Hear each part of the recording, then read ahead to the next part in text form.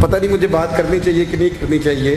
وہ کئی دفعہ نا محبت کے ساتھ ملنے کے لیے آتے ہیں اور ہم جب گاڑی میں بیٹھتے ہیں تو پتہ چلتا ہے موبائل بھی کوئی نہیں. یہ ابھی کل کی بات ہے, کل کی بات ہے. ابھی مجھے مولانا احمد سرفراز کہہ رہے تھے آپ کا نمبر نہیں مل رہا. میں کیا کو لے گیا ہے کل دا, ہنسنے کے لیے نہیں کہہ رہا, مسجد میں اونچا نہیں ہنسنا چاہیے. میں کہوں انشاءاللہ, اور آج موقع نہیں ملا جانے کا بازار, ورنہ کوئی ایسا معاملہ نہیں تھا.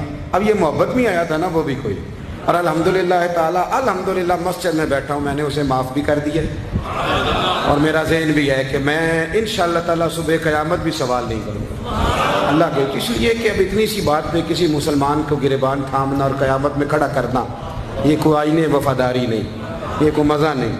اتنے پیسے ہی نہیں تھے تو میں اتنے سے پیسوں کے لیے کسی کو قیامت میں رسوا کرتا پھر کال لی اسی وقت. تو میرے ساتھ ساتھیوں نے کہا جن کے یہاں جلسہ تھا, کہنے لگے ہم آپ کو منگا دیتے ہیں ساری چیزیں.